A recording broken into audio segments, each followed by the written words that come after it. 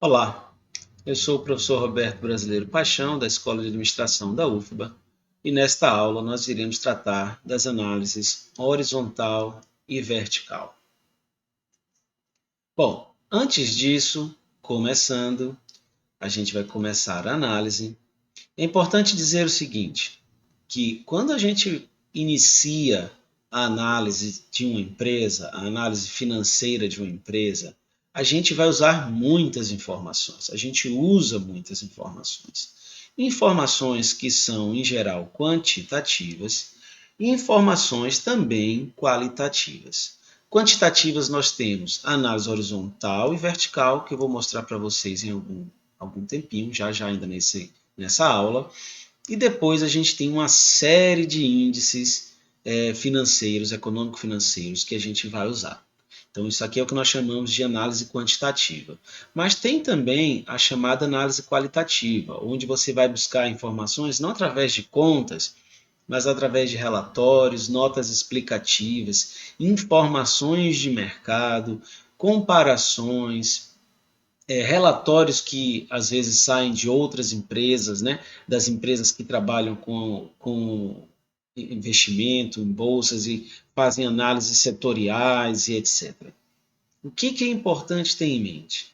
A gente nunca deve considerar somente os números, a análise quantitativa. É super importante que a gente tenha em mente que é importante considerar o qualitativo, a informação do mercado, o que está rodando com o cenário político, o cenário econômico, o cenário da empresa, o ciclo de vida da empresa, se essa empresa é mais inovadora, se ela não é inovadora. Então, assim, tem uma série de informações aqui que não tem bem um manual, né?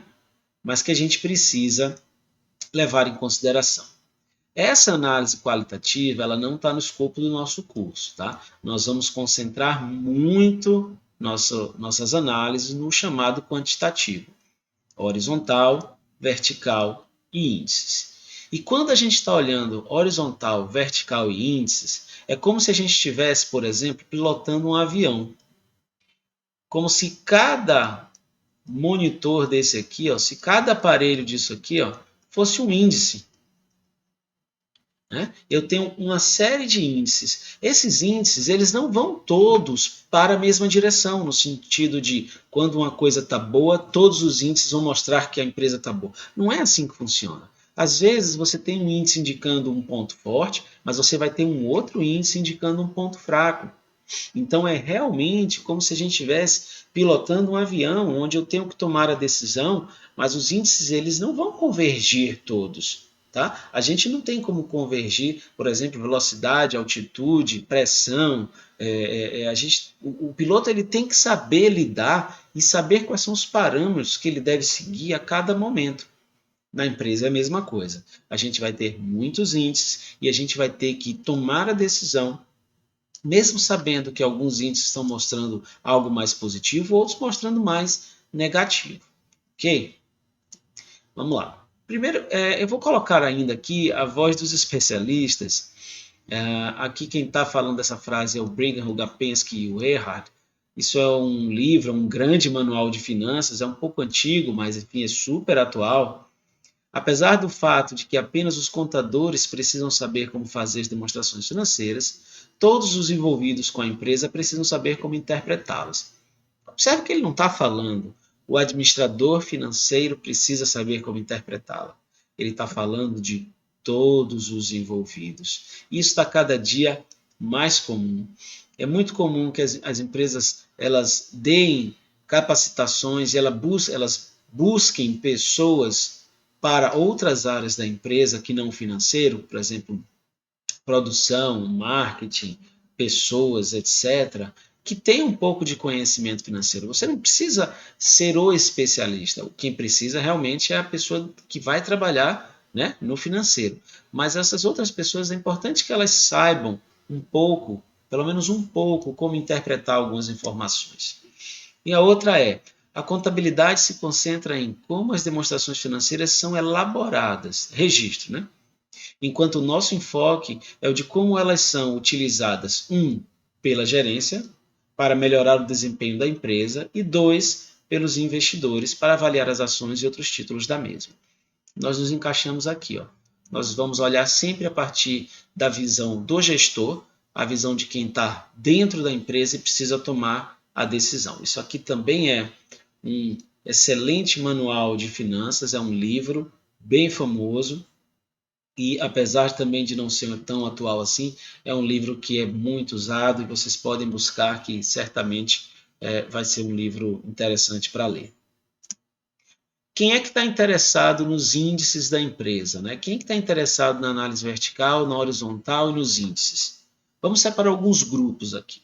Acionistas, primeiro grupo, né? Óbvio que os acionistas estão interessados, né? Eles estão interessados em tentar mensurar essa relação de risco e retorno da empresa. E também eles estão interessados em saber o que pode, assim, quais são os fatores que podem afetar o preço da ação. E quando a gente está falando de acionista, a gente está falando de quem já é acionista, mas obviamente de potenciais acionistas que, né, queiram comprar a ação para o futuro. Os credores também são outro grupo importante que tem interesse nos indicadores financeiros da empresa. Credor também faz análise financeira da empresa. Afinal de contas, ele está concedendo crédito para a empresa. Então é natural que ele se preocupe, e a preocupação dele qual é? Principalmente com capacidade de pagamento dessa empresa. Ora, eu estou concedendo crédito para você, eu preciso saber se você tem condição de me pagar de volta. Eu preciso saber sobre essa capacidade de pagamento. Observe que essa capacidade de pagamento ela é muito fortemente de curto prazo. Por que de curto prazo? Porque eu não estou preocupado se você vai me pagar daqui a 2 anos. Eu quero saber se você vai me pagar mês que vem, se você vai me pagar daqui a 3 meses, 4 meses.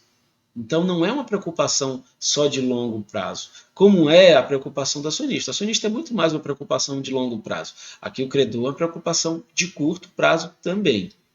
E aí, nesse sentido, essa capacidade de pagamento tem muito a ver com a lucratividade da empresa. Essa empresa que eu estou dando crédito, ela é saudável, ela vai continuar sendo bem sucedida, quer dizer, ela vai manter a lucratividade. E por que eu estou preocupado com isso? Porque eu quero que essa empresa ganhe mais porque eu sou acionista? Não, não, não. É porque ela me deve. Eu sou um credor, então essa empresa me deve e eu quero que ela tenha sempre condição de me pagar o que ela me deve. E nós, administradores, né, os gestores da empresa, da companhia, temos também uma preocupação com o desempenho geral da empresa. Desempenho geral, obviamente, é aquilo que eu falei do pilotar um avião, né, algo mais complicado da gente pensar. A gente está tentando conciliar que os indicadores sejam favoráveis tanto para acionistas quanto para credores. Então, um pouco de uma coisa e um pouco de outra. E hoje, quer dizer, hoje já tem um tempo, mas assim, a tendência é aumentar, é que o nível de remuneração dos administradores esteja vinculado ao desempenho das empresas, o que é a remuneração variável.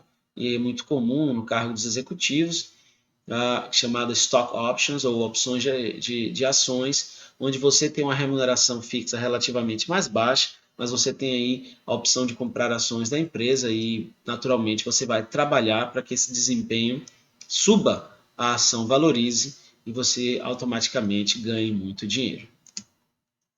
Bom, a gente vai analisar a empresa e comparar é algo que a gente vai precisar fazer. Porque eu só consigo dizer se uma empresa está bem ou está mal, ou está melhor ou pior, em relação a alguma coisa, né? Então eu preciso comparar essa empresa com alguma outra empresa, com a média de mercado, enfim, com alguma coisa, né? E aí perguntas normais vão aparecer. Esse índice está muito alto? Esse índice está muito baixo? Era melhor que ele fosse alto? Era melhor que ele fosse baixo? Ele está bom ou está ruim?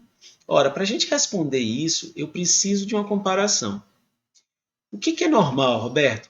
Bom, a gente pode ter muitas comparações, tá? Muitas comparações. Inclusive, por exemplo, a empresa colocar um determinado patamar e aí ela se compara com o patamar que ela quer chegar. Agora, o que é mais comum? O mais comum é que a gente compare a empresa com a média da indústria. Bom, isso no Brasil é um pouco difícil porque a gente tem um mercado de ações que é um mercado limitado. Então, se eu estou fazendo, por exemplo, a análise de uma empresa que produz bens da linha branca, né, como geladeiras, máquinas de lavar, fogões, eu vou ter que comparar com outras empresas que fazem a mesma coisa. Então, eu vou na Bolsa de Valores, é onde eu consigo ter empresas que têm divulgação dos seus resultados, né, balanço, DRE, etc.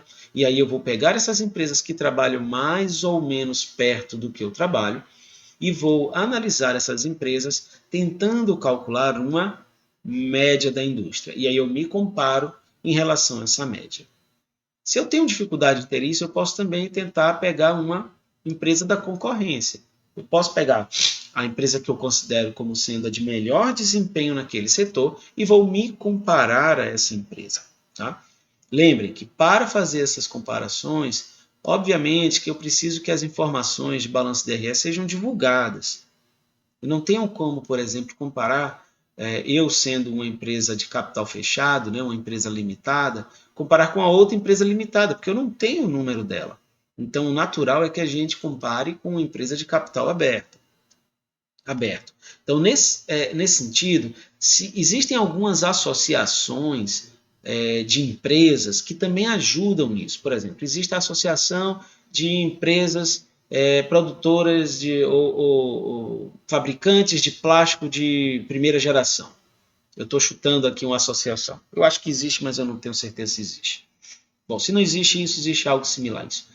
De repente, assim, essa associação, apesar de estar trabalhando, ser uma associação que representa empresas de capital fechado, ela pode coletar informações do segmento para ter essa média e, consequentemente, ajudar os seus associados.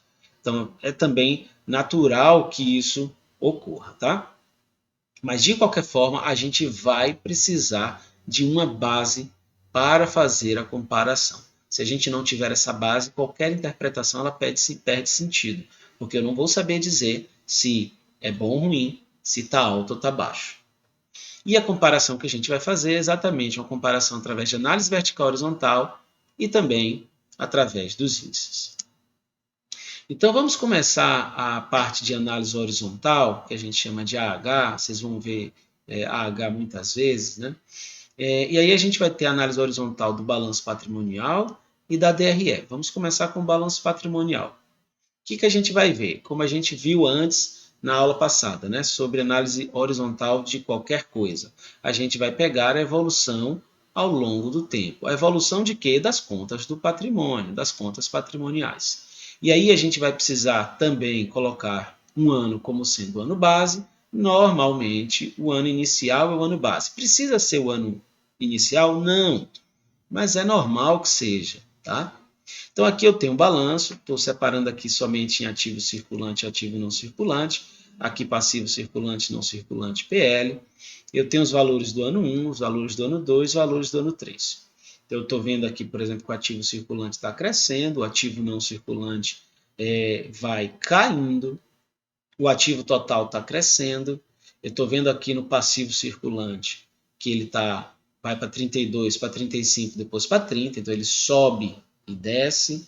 O passivo não circulante ele fica mais ou menos estável e o PL ele desce e sobe. E obviamente que o passivo total cresce porque o ativo total também cresceu e eles são iguais.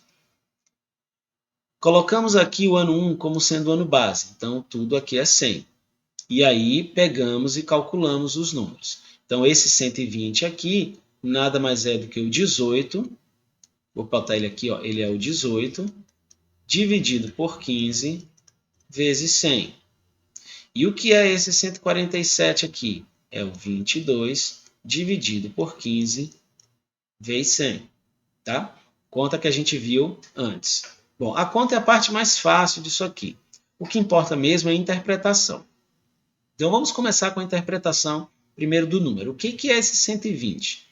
Esse 120 indica um aumento de 20%, porque eu tenho que tirar a base 100 que está aqui. Né? O que é o 147 é um aumento de 47%. Agora é um caso menor, que é o caso de redução. O que é o 96 é uma redução de 4%. O que é o 93 é uma redução de 7%. Agora que a gente já viu essa interpretação, vamos tentar pegar a figura como um todo. Óbvio que eu não vou ter muitas informações, eu não vou conseguir fazer muitas interpretações dessa empresa, né? Porque eu só tenho os números, eu não tenho nenhum outro relatório que me permita tirar maiores informações. Vamos pegar esse caso aqui. Ó. O ativo está crescendo, ele cresce 1% do ano 1 para o ano 2 e ele cresce 4% do ano 1 para o ano 3. Ora, o ativo não circulante, ele cai 7%. Se o ativo não circulante cai 7%, mas o ativo total cresce, então, obviamente, que o ativo circulante cresceu muito mais do que a queda do ativo não circulante. E efetivamente é o que a gente vê. O ativo circulante cresceu 47% do ano 1 para o ano 3. É normal também que a gente tenha 2 anos, ou assim, 3 anos, mas que a gente faça a comparação principalmente com o ano mais recente. Tá? Então, eu estou vendo que o ativo circulante cresceu 47%. O que eu posso dizer? Eu posso dizer que o crescimento de 4% do ativo ele se deve em função principalmente do crescimento do ativo circulante. Por quê? Porque o ativo não circulante caiu 7%. Então, se não tivesse ocorrido o aumento do ativo circulante, o ativo total teria diminuído. Eu não estou dizendo se isso é bom ou ruim. Tá? Eu não consigo dizer agora se isso é bom ou ruim. Eu só estou dizendo o que aconteceu. Agora vamos para o passivo e para o PL. O que eu estou vendo aqui? O PL cai 30%, mas depois o PL cresce 50%. Então, estou vendo aqui que o PL cresceu 50%. O passivo não circulante permanece, praticamente não mudou. E o passivo circulante, ele caiu 6%. Então, o aumento do passivo aqui, do total do passivo de 4%, ele se deve em função do aumento do PL, não em função do aumento do passivo não circulante, muito menos em função do passivo circulante, que inclusive diminuiu. Ora, Roberto, o que isso significa? Bom, a gente pode pensar, por exemplo, eu vou dar um exemplo para vocês, mas vocês também vão, com o tempo, tendo experiência para pegar esse tipo de insight. É como se eu estivesse aqui, nesse caso, aumentando o capital próprio, e esse capital próprio está sendo direcionado para ativos circulantes. Por quê? Porque eu não estou investindo no ativo não circulante. E nem estou colocando capital de terceiros, passivo circulante ou passivo não circulante, para isso. Então, é o capital próprio que está financiando, afinal de contas, isso aqui é uma origem, né? Isso aqui é uma origem, isso aqui é uma aplicação, financiando ativo circulante. Essa é uma informação importante para a gente. Vamos lá agora. Agora para a análise horizontal da DRE.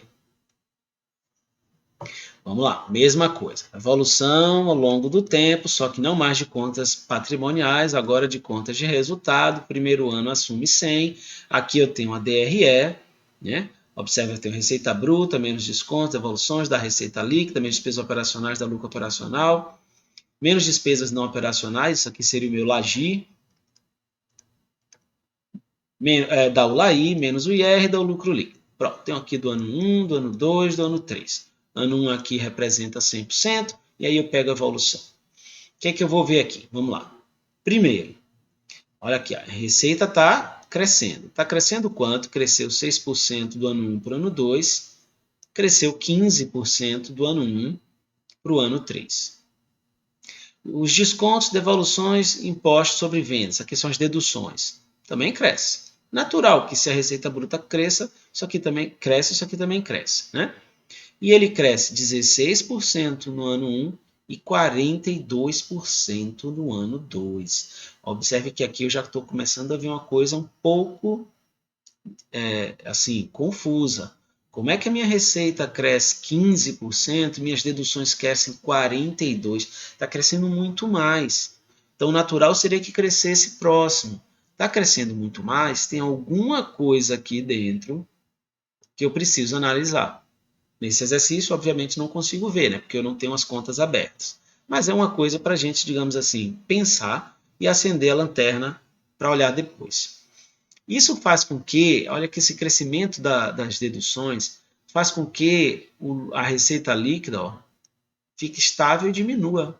E ela diminui mesmo. A receita líquida cai 3%. Quando eu vou pegar aqui as despesas operacionais, olha o que aconteceu. Elas crescem 29 e depois crescem 14. Ok, a receita bruta cresceu 15, aqui cresceu 14. Nada assim absurdo. Lembrando que eu tenho gastos fixos e variáveis.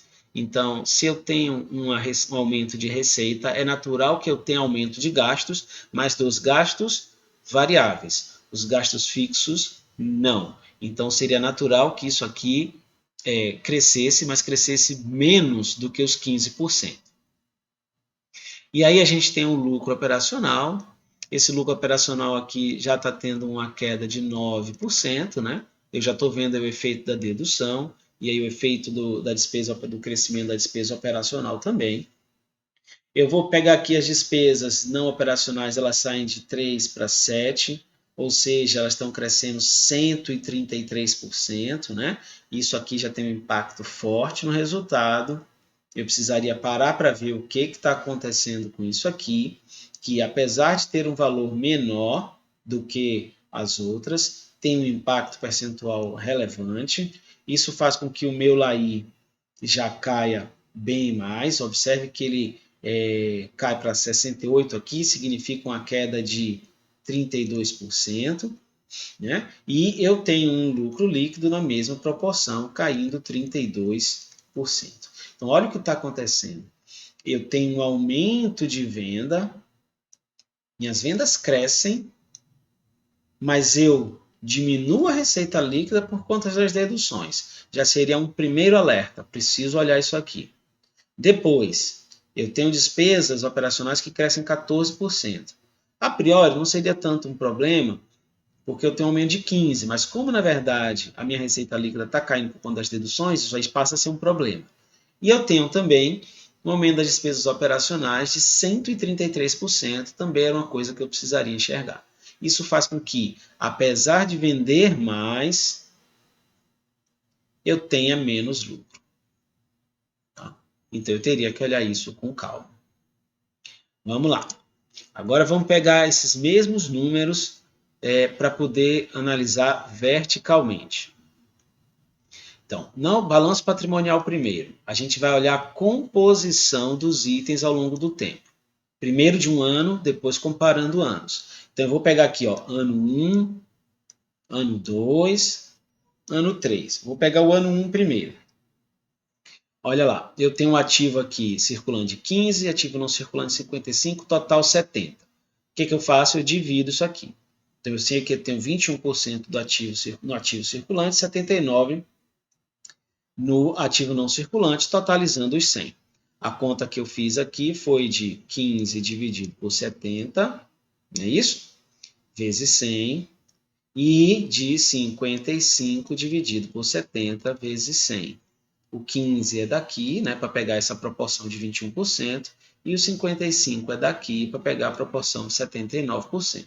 Faço a mesma coisa aqui no passivo e faço a mesma coisa nos demais anos, tá? Então, assim, de novo, a conta é o mais fácil.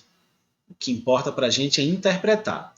No passivo, eu estou vendo que eu tenho 14% de PL e eu tenho 46% de passivo circulante, ou seja, dívidas de curto prazo, 40% de dívidas de longo prazo. Fiz isso para um ano, aí eu vou começar a verificar como essa composição ela foi variando de um ano para ano. Eu não estou olhando o que é análise horizontal, eu estou olhando composição, uma coisa diferente. Então, olha lá. Eu tinha 21% no ativo circulante, dos meus ativos no ativo circulante. No ano 3, eu passo a ter 70%. Eu tinha 79% no ativo não circulante, no ano 3 eu passo a ter 70%. Significa então que o meu ativo circulante cresceu 9% ou 9 pontos aqui? Não, a gente viu que não. A gente viu que o ativo circulante cresceu 47%. O que eu estou vendo aqui é a proporção dele, que passou de 21% para 30%. Então, por favor, não misturem as duas coisas. A horizontal, sim, eu posso dizer qual foi o crescimento ou decréscimo. Na vertical, eu estou olhando qual foi a composição em cada ano. Se eu quiser verificar quanto cresceu, eu vou para horizontal. Se eu quiser verificar a composição, eu vou para vertical. É muito natural também que os alunos eles se concentrem e achem mais fácil a horizontal, mas a vertical é super importante. Então, eu estou vendo aqui que eu aumentei a participação de ativo circulante. Eu aumentei e diminuí a participação de ativo não circulante. Afinal de contas, eu tinha 79, agora só tenho 70. Eu tinha 21, agora tenho 30. Com relação aqui embaixo, ao passivo, lembra que tinha um aumento do PL? A participação do PL era de 14%, passou a ser de 21%. A participação do passivo circulante ela caiu para 41% e passivo não circulante meio que se manteve, caiu de 40 para 38, quase igual. Então, na verdade, eu estou vendo aqui um aumento no patrimônio líquido. E estou vendo da mesma forma o aumento da participação do capital circulante. Então, a mesma conclusão eu posso chegar de que esse aumento da participação do PL ele está sendo refletido no aumento do ativo circulante. Agora, eu não posso dizer que esse crescimento daqui foi de 7% e nem posso dizer que esse crescimento daqui foi de 9%. Se eu quero saber o crescimento, eu volto na horizontal e vejo. O crescimento do ativo circulante foi de 47%, o crescimento do passivo do PL foi de 50%. Tá? Basta ver aqui também, né? Saiu de 10 para 15, cresceu 50%. Agora, a participação do PL no total do passivo era 14, passou a ser 21. E com relação à nossa demonstração de resultado. Agora eu estou vendo a composição das contas de resultado. Então, a mesma coisa, pegar um ano, pegar outro ano, pegar outro ano. A receita líquida é a base 100, tá? Nossa base 100 é aqui. Então, o que significa esse 166 aqui? Como é que eu faço a conta dele? É o 48 dividido por 29 vezes 100. É o 48 dividido por 29. Esse 66 aqui é o 19 sobre 29. E o 24 é o 7 sobre 29. E por aí vai. Vou fazer isso para cada ano. Depois vou para a análise. Então, o que significa isso aqui?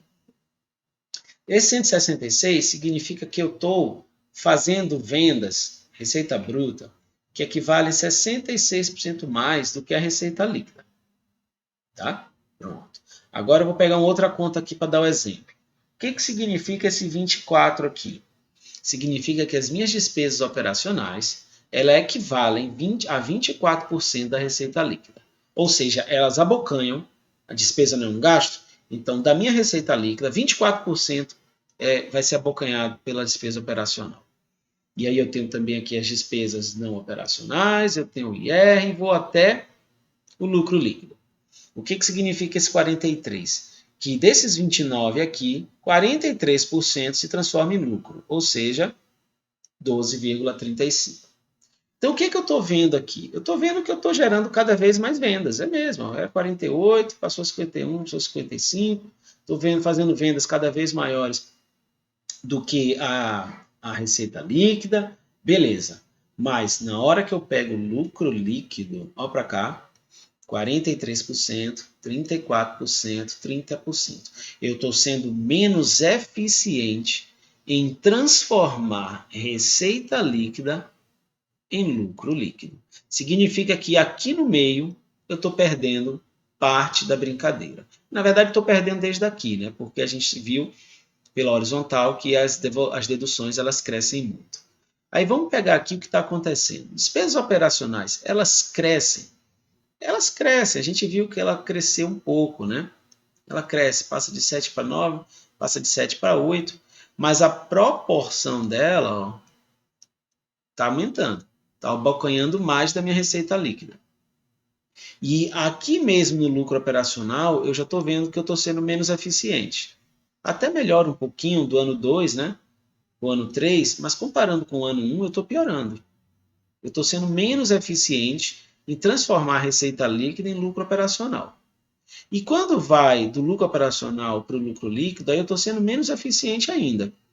E em parte está aqui por conta da despesa no operacional, que representava 10% no ano 1 e passa a representar 25% no ano 2. Então isso mostra o quanto que eu estou sendo menos eficiente em transformar a receita líquida em lucro líquido, o que, a priori, não é uma coisa boa. Mas, obviamente, para a gente conseguir tirar maiores conclusões dessa análise, desse tipo de análise, a gente precisaria ter a média do setor, bem como a gente precisaria, por exemplo, entender qual é o cenário daquele período, né? O que estava acontecendo, os aspectos qualitativos que estão influenciando na empresa.